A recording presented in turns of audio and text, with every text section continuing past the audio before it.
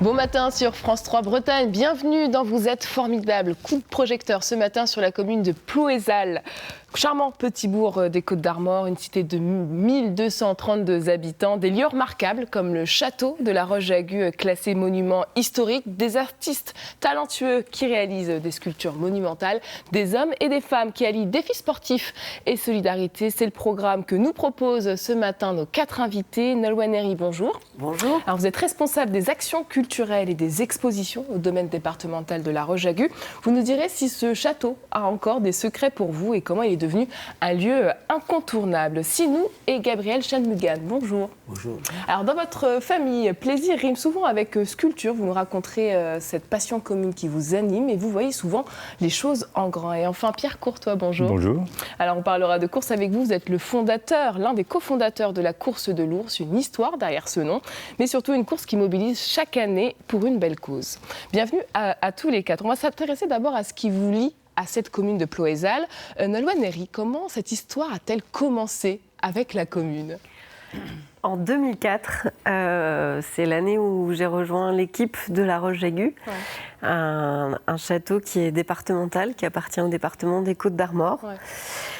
Et voilà, c'est le travail qui m'a amenée dans cette belle région qui lie nature, culture, un paysage fabuleux avec la Ria du Trieux.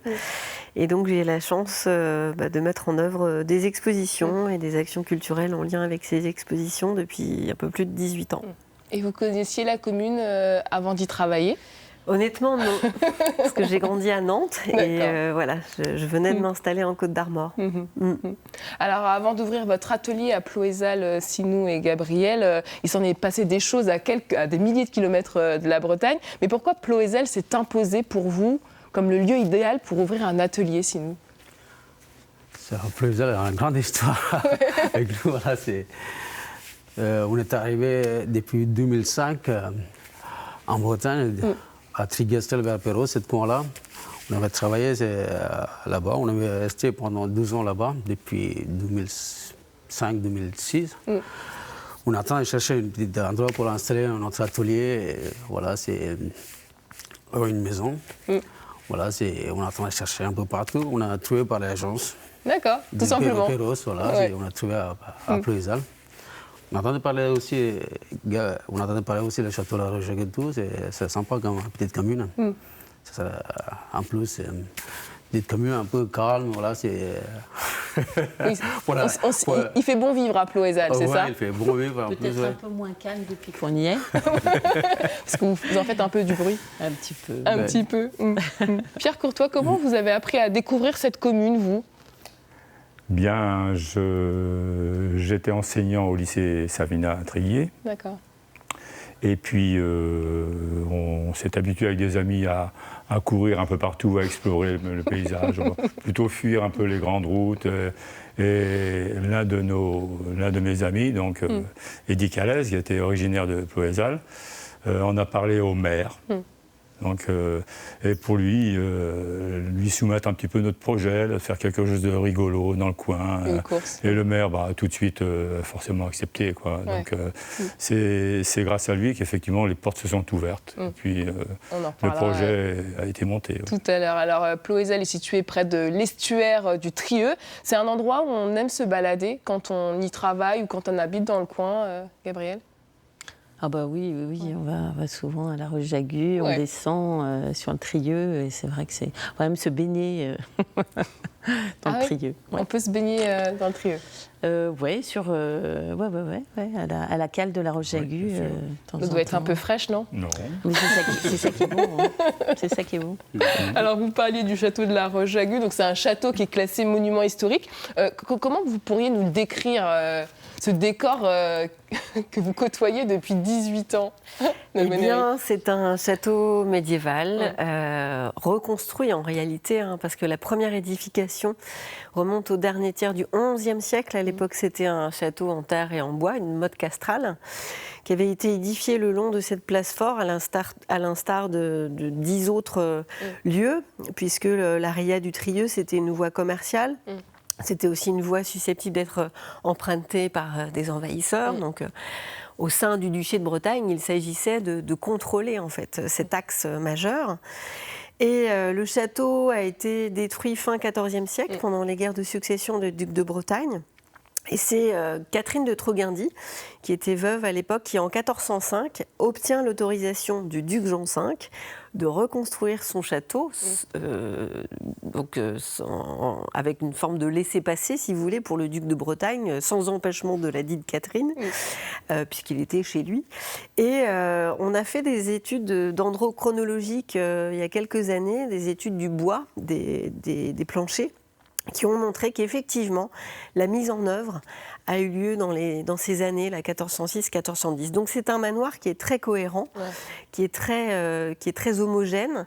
On appelle ça une maison forte, parce que maison côté cour, côté aspect résidentiel, on va dire, et côté Trieux, maison forte, donc fortifiée, un aspect plus défensif, avec un chemin de ronde, des mâchicoulis, des archères. On est à la fin du Moyen-Âge. Mais bon, on ne sait jamais, on a des grilles, voilà, on a de quoi se défendre. Alors, je propose de faire un saut dans le temps, on passe en 1958. Ce château a été légué par son propriétaire au département qui s'appelait à l'époque encore les Côtes du Nord. C'était un sacré défi, j'imagine, pour réécrire une nouvelle page d'histoire autour de ce château. Oui, en fait, le vicomte d'Alès a fait don de son château au Conseil général des Côtes du Nord. Le 8 avril 1958, il a vendu aussi des terres à proximité, 6 hectares au départ. Et il s'est agi de restaurer ce château qui avait été classé en 1930. Dès juillet 58, il y a des ouvriers qui sont venus travailler la charpente, les murs, les sols, les pavements. Il y avait beaucoup de travail. Beaucoup de travail quand même, mais on ne le voit pas aujourd'hui, quasiment. Et puis assez vite est venue aussi l'envie d'en faire un lieu culturel. Alors, il y a eu des réflexions, notamment une pour en faire un musée d'art celtique, en récupérant des collections archéologiques du château de Saint-Germain-en-Laye. Et puis finalement, non, c'est un choix d'exposition temporaire qui a été fait. Et donc, depuis 1968, il y a des expositions temporaires tous les ans à La Roche-Aiguë. Et depuis 1968, chaque été, on s'y presse aussi pour aller le visiter, comme vous allez le voir dans ce reportage de Myriam Thiebaud. On est dans la pleine époque de l'amour courtois. Au niveau du toit, Alexandra aime particulièrement donner des détails sur la vie à la fin du Moyen-Âge. Au niveau de la façade, il y avait avoir aussi des tentures et des tapisseries qui allaient rajouter de la couleur. Puisque c'est très important au Moyen-Âge pour la noblesse d'être entouré de couleurs. On adore la couleur. Dans la cuisine du château, 3 cheminées pour rôtir les viandes des banquets, où la mode est au plat teinté d'épices. On va même avoir des viandes qui sont colorées et on va adapter les couleurs selon les saisons. Donc par exemple, l'hiver, on va plutôt avoir des couleurs chaudes, donc de l'orangé grâce au safran, et puis l'été, ça va plutôt être du vert ou du bleu. Et oui, au Moyen-Âge, on pousse le raffinement très loin et il y a encore d'autres idées reçues qu'il faut déconstruire. Ce qu'on aime ici au château de la Roche-Aiguë, c'est casser les fausses croyances concernant le Moyen-Âge. Par exemple, que les gens étaient sales, c'est faux. En fait, les villes étaient sales, mais on prenait vraiment soin de son corps. On se lavait tous les jours, que ce soit dans la noblesse ou chez les gens du peuple. Et on croit aussi souvent que les gens au Moyen-Âge étaient petits par rapport aux tailles des portes. Mais en fait, la taille des portes va plutôt indiquer qui vivait derrière cette porte. Dans les jardins du château, on découvre aussi une tentative de soigner par les plantes, même si cela reste approximatif. Ce qu'on appelle une médecine par les semblables, donc c'est quand par exemple la plante ressemble à un élément du corps. Le millepertuis, qui est donc une fleur jaune, quand on l'écrase, ça fait du rouge, donc couleur sang, eh bien on se dit que c'est bon pour les blessures. 1001 histoires à raconter autour de cet édifice qui continue à être le plus visité des Côtes d'Armor. Voilà, pour ce reportage tourné à l'occasion de la saison touristique. C'est combien de visiteurs chaque année, au final, La Roche-Aiguë ? Alors, sur le parc, c'est à peu près 200 000 visiteurs, parce que le parc est ouvert et gratuit toute l'année. Et pour les expositions, c'est à peu près 43 000, 45 000 visiteurs. On a 2 expositions par an, une expo printemps-été de début mai à début octobre, et puis une autre de Toussaint à Noël. Alors vous le disiez, ça fait 18 ans que vous y travaillez. En quoi consiste votre travail au quotidien, Nolwenn Herry ? Eh bien, mon travail consiste à concevoir des expositions. Donc, on appelle ça dans notre jargon commissaire d'exposition, commet des expositions.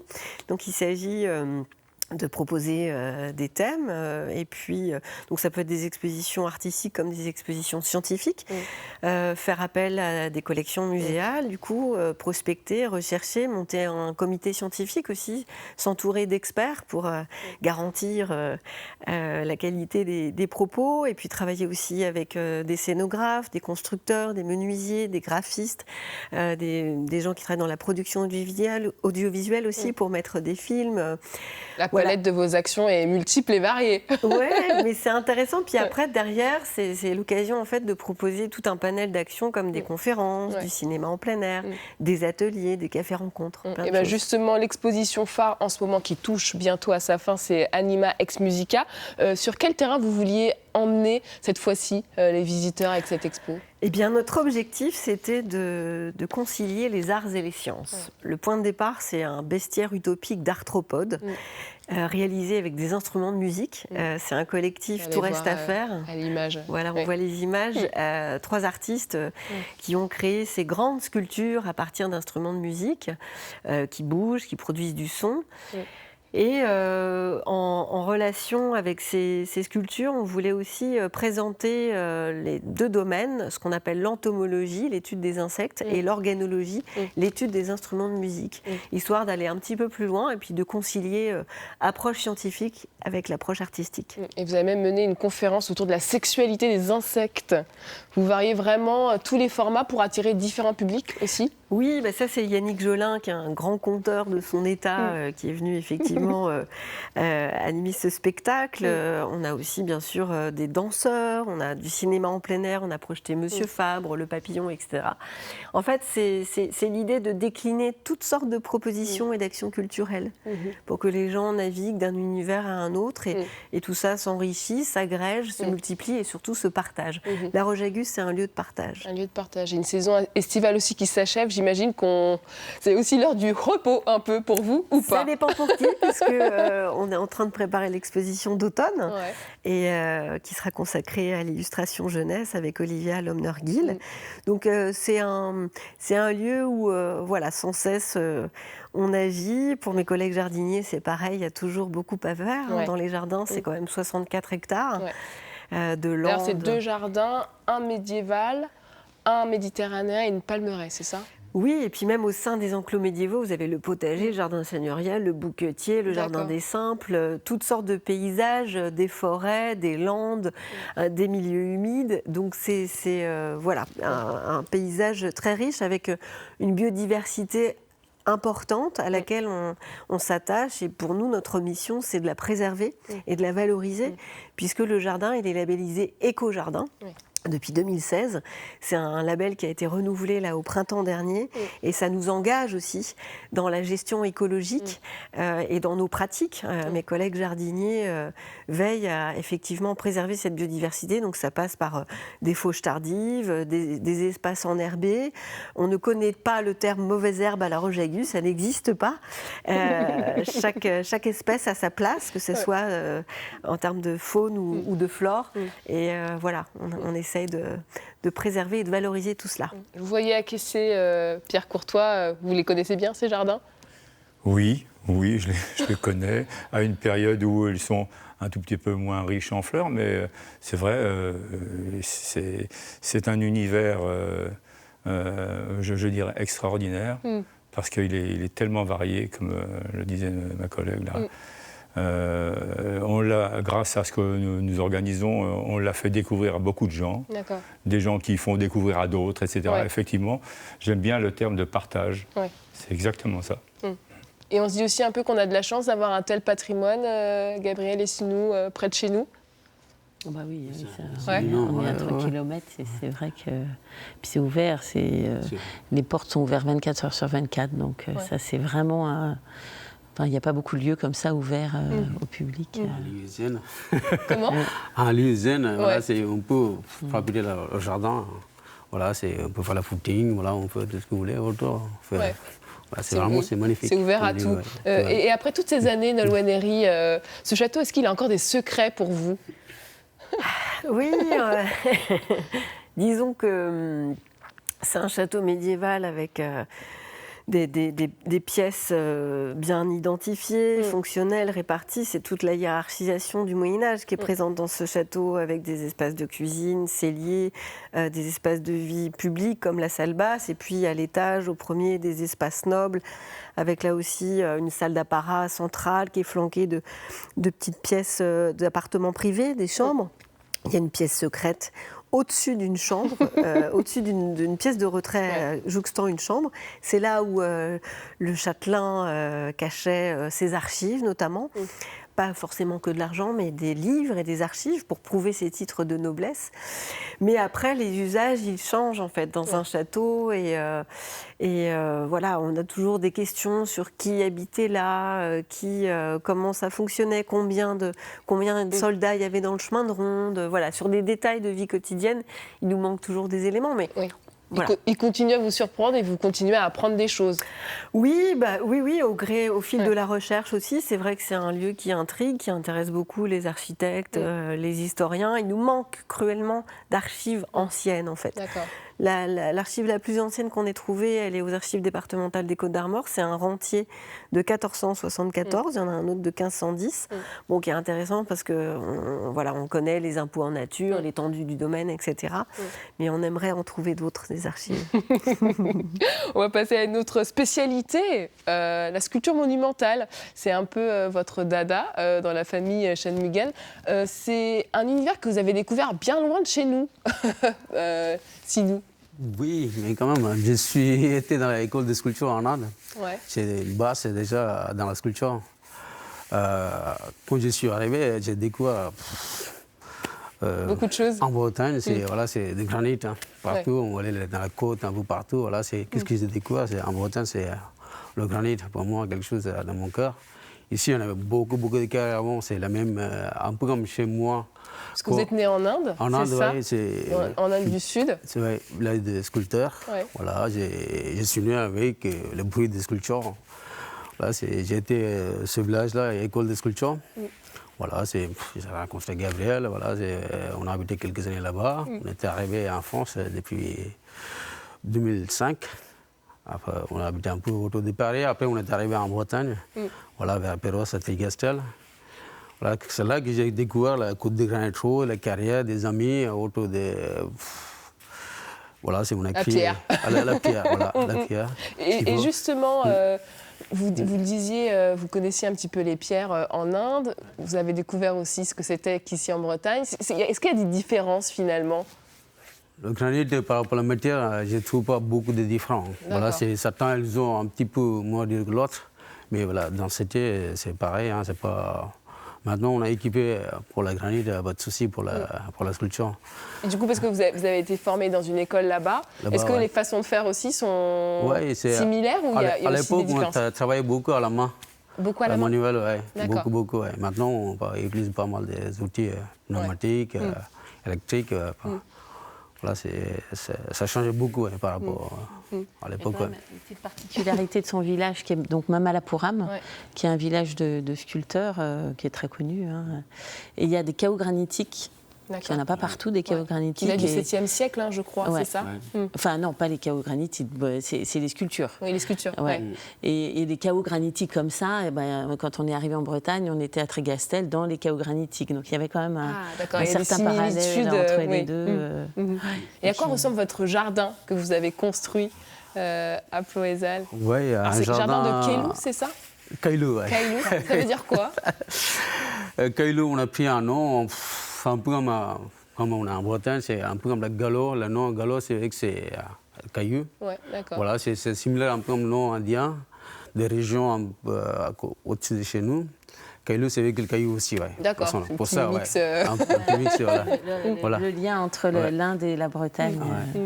Voilà, c'est j'ai fait pas mal de sculptures autour de chez moi. J'ai essayé de chercher un petit jardin pour le mettre en valeur. D'accord. Voilà, surtout pour la sculpture monumentale, un peu à la fois c'est moderne et contemporain, quelque chose. C'est ce jardin-là, vraiment pour tout le monde, le goût pour tout le monde. Voilà, c'est pas quelque chose de figuratif, quelque chose comme ça. J'ai voulu créer un jardin, vraiment c'est... Où les gens puissent se balader, vous pouvez rencontrer aussi les gens. Aussi, ouais. Alors vous, Gabrielle, vous avez été longtemps une observatrice assidue du travail de Sinou et vous l'avez accompagné dans son activité. Quelles étaient vos missions de l'ombre avant de vous-même plonger dans la sculpture ? C'est quoi accompagner un sculpteur qui... Alors, le truc, c'est que lui, il sculpte et moi, je m'occupais du reste. Ouais, c'est ça. Donc, toute la com, l'organisation des expos, tout ça. Et du coup, ça lui donne toute la liberté aussi d'être dans ses créations. Parce que, mine de rien, c'est assez prenant.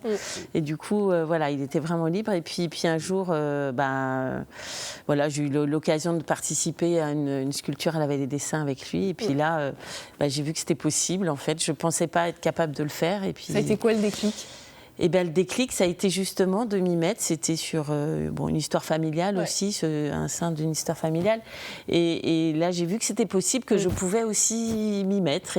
Et depuis, j'ai pu lâcher les outils et les cailloux. Et là, c'est vraiment une passion. Et Est-ce que vous aviez senti, Sinou, qu'elle allait un jour tomber dans cet amour de la sculpture ?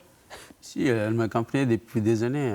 Depuis que je suis là, voilà, elle m'accompagnait beaucoup. Ouais, elle connaissait, elle m'a aidé pas mal aussi dans mon atelier.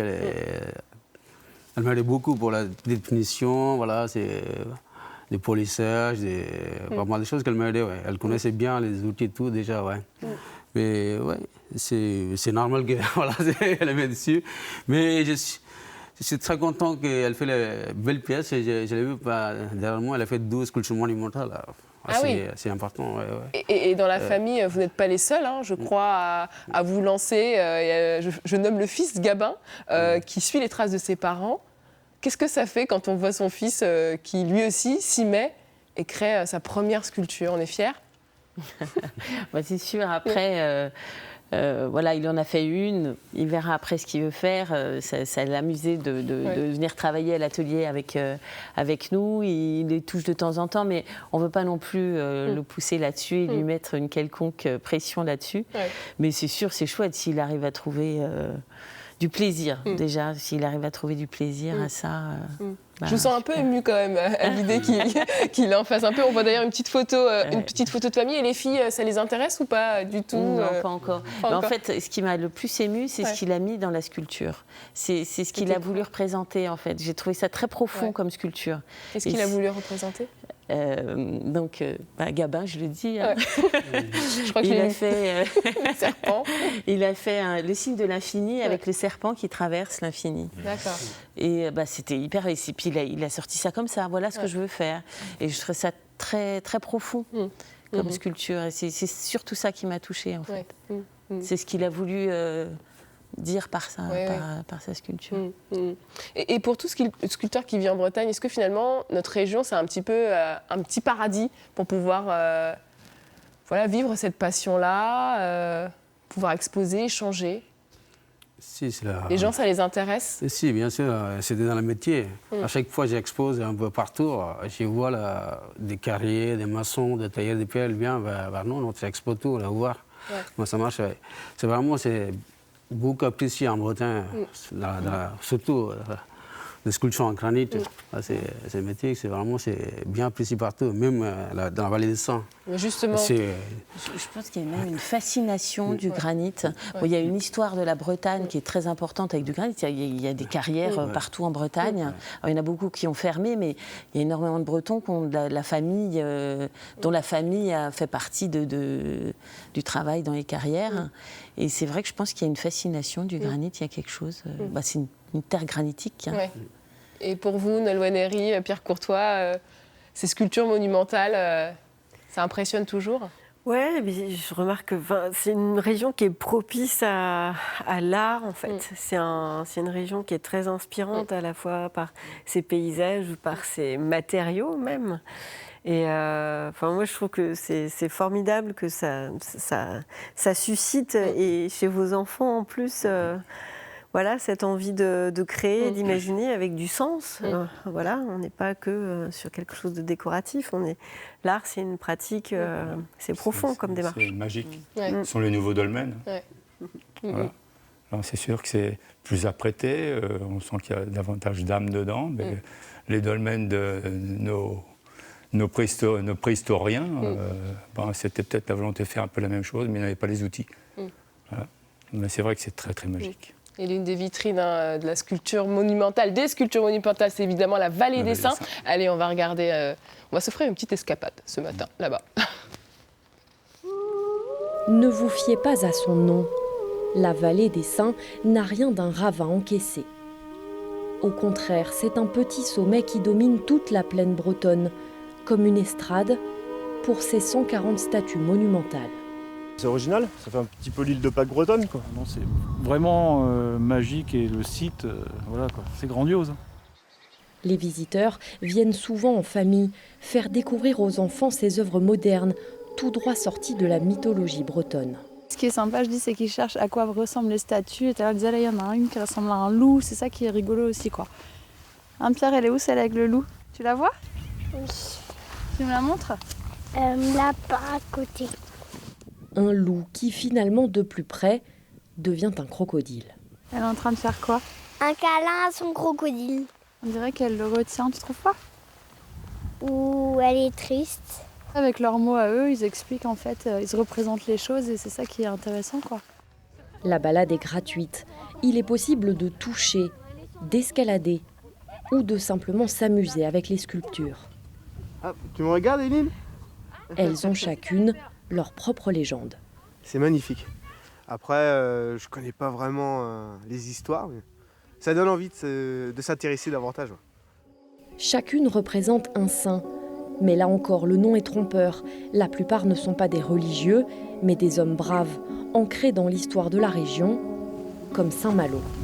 Saint Malo qui est le premier saint de la Vallée des Saints. S'il porte ainsi fièrement son bateau, c'est parce qu'avant de fonder la ville éponyme, ce Gallois navigua pendant 7 ans et vécut en mer des histoires fantastiques. Et il fallait à tout prix trouver une île pour célébrer la messe. Et ils trouvent une île, et puis à la fin de leur cérémonie, l'île se mit à bouger. Ils se rendent compte en fait que l'île sur laquelle ils ont célébré la fête de Pâques n'était pas une île mais une baleine.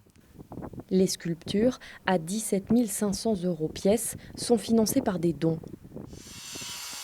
25 tailleurs de pierre ont contribué au chantier où ils travaillent encore, comme Quito. On donne la forme, on caresse le granit, quoi.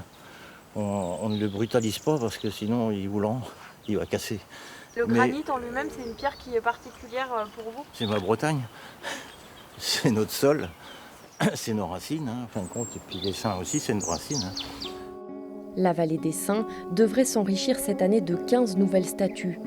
Elles viendront compléter les rangs des immortels qui veillent sur la Bretagne. Voilà pour ce reportage, on s'en lasse pas, hein. C'est une vallée que vous connaissez très très bien. Combien de statues vous avez créées pour la Vallée des Saints, Sinusham Logan? En ce moment, j'attends de travailler dans la Vallée des Saints. En ce moment, c'est la 25e sculpture que j'ai fait. Ouais. 25e? Ouais. D'accord. Voilà, c'est depuis 2009 que j'y participe. Ouais. Un des premiers sculpteurs dans la vallée, ouais. Ouais. Et ça a été facile de rejoindre cette bande de sculpteurs, de tailleurs de pierre, parce que je crois que vous aussi, maintenant, vous avez votre petite statue. C'est une famille aussi, cette vallée? On se connaît tous entre sculpteurs ou pas? Si, oui, on se connaissait, parce que c'est le premier sculpteur, on a été créé ensemble avec Patrice Le Guen. Voilà, c'est depuis le symposium de Trigastel-Perros, on a travaillé ensemble. Après, on est parti, même équipe à peu près. On est parti le premier symposium à la Vallée des Saints, c'était à Saint-Paul-de-Lyon. Saint-Paul-de-Lyon, d'accord. Ouais, depuis ça, j'arrête pas de travailler avec ça. On a créé beaucoup d'élèves aussi, des assistants d'élèves. D'accord. Tous les donc ans. Vous formez aussi aussi dans la Vallée des Saints, pas mal. Depuis ça, on est au moins une trentaine de sculpteurs. Trentaine de sculpteurs. On compte tous les assistants, tout, ouais. Voilà, on a des anciens, Vous vous considérez comme un ancien? Oui, un peu comme la Vallée des Saints, ouais, voilà. D'accord. Vous vouliez ajouter quelque chose, Gabriel? Oui, parce que, en fait, les chantiers, on vit ensemble pendant 4 semaines et c'est ça aussi qui fait la vallée des Saints et c'est ça qui fait ce que c'est. Le site est imprégné aussi de tout ce qu'on y vit. Et c'est très très fort, oui, ce qu'on vit pendant 4 semaines sur le chantier. Il y a beaucoup d'entraide parce que c'est pas toujours facile. Ouais. Et il faut on met combien de temps cette justement pour énergie, créer une sculpture monumentale à peu près? 4 semaines. Il y a 4 semaines. D'accord, non-stop. Ouais, il vaut mieux pas trop. Bon, là, il a fait un petit écart aujourd'hui, mais... merci. Et est-ce que réaliser une sculpture à 2, c'est prévu dans vos projets ou pas? À la vallée, on a déjà fait beaucoup. On en a déjà fait. Elle a été assistée pas mal de fois avec moi. D'accord. Alors, on va continuer à parler collectif, mais pas dans la sculpture, dans le sport, avec vous, Pierre Courtois.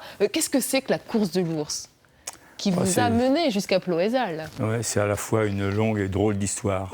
Si je devais résumer très très vite, mais c'est pas facile de résumer. Pas forcément, prenez votre temps. Oui. Et donc on aurait, je dis c'est bien en conditionnel, on aurait aperçu un ours dans la campagne de Ploëzal. Ouais.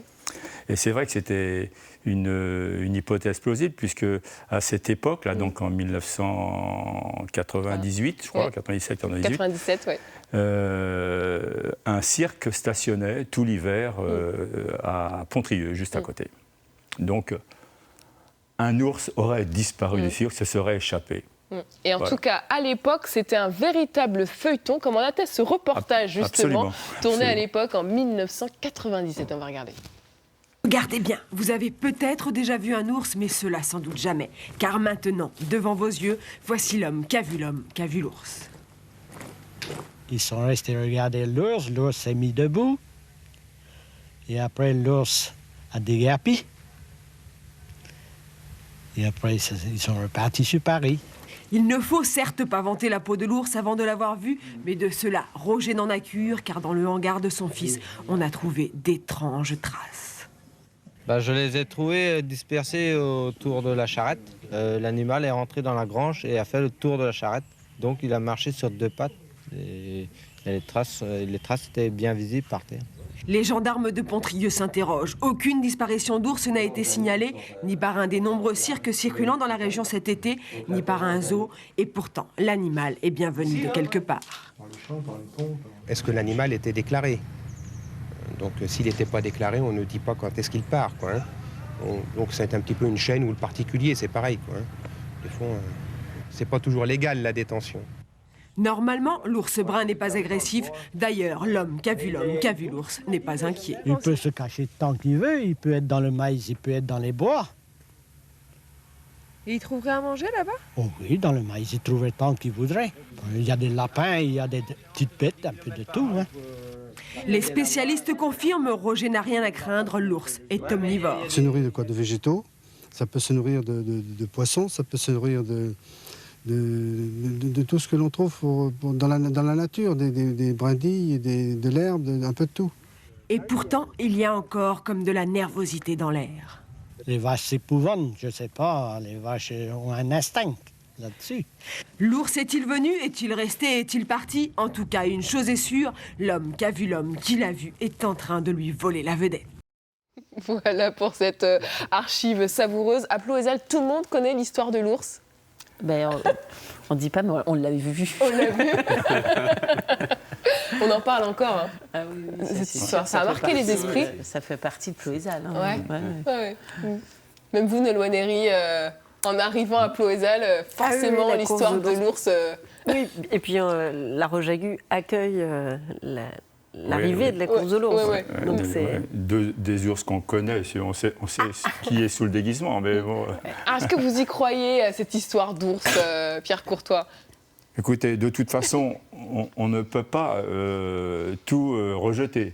Voilà. Alors, avec mes amis, lorsqu'on a recherché donc, un parcours pour notre épreuve, nous, on a fouillé un peu partout et on a vu des traces sur un arbre, effectivement. Je me souviens, je vois bien mon copain Eddy dire « Ouais, là, il y a quelque chose ».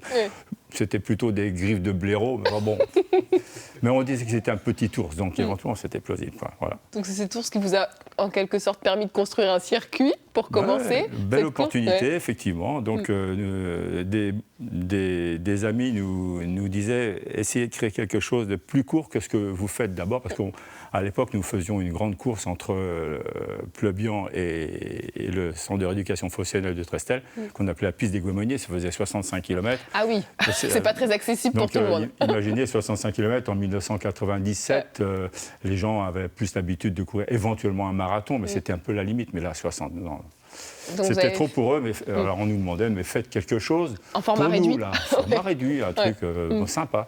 Et donc c'est vrai que cette idée d'aller de Tréguier à La Roche-Jagu par des chemins creux, parfois oubliés, nous est venue finalement. Et c'est la 25e édition en novembre.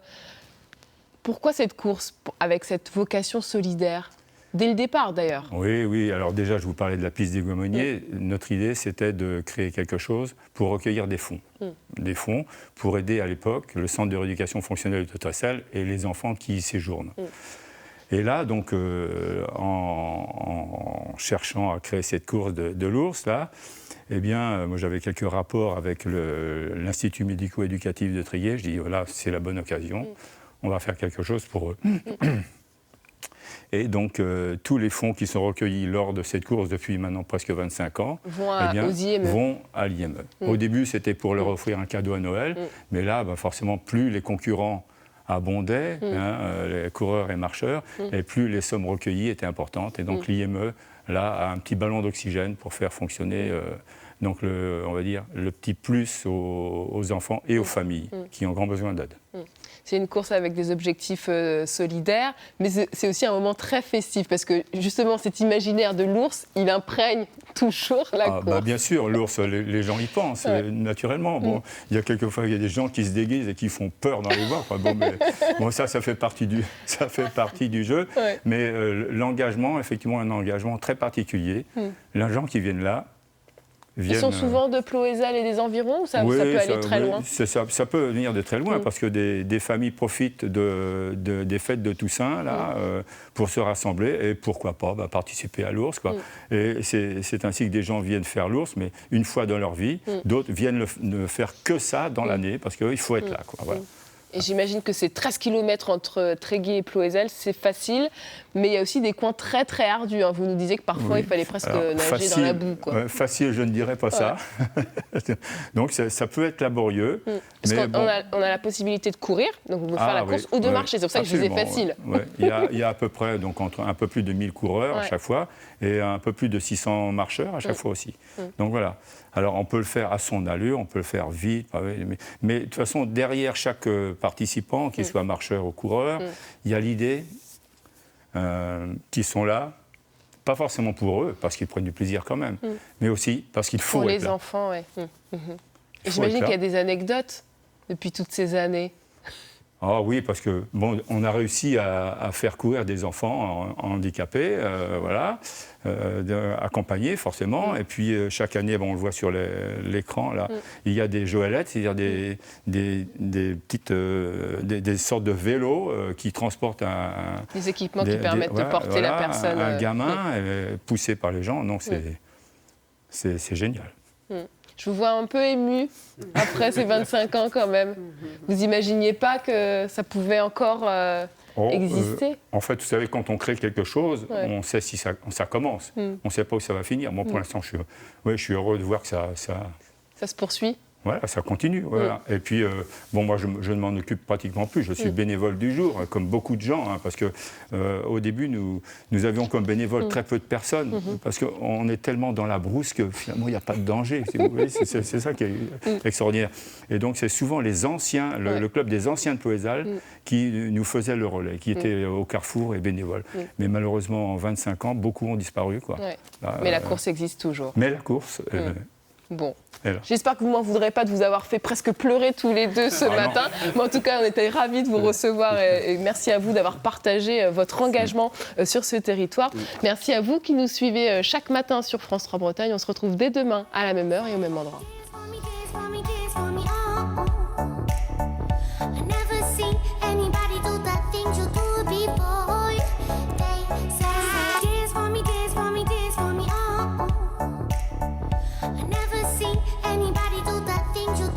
people.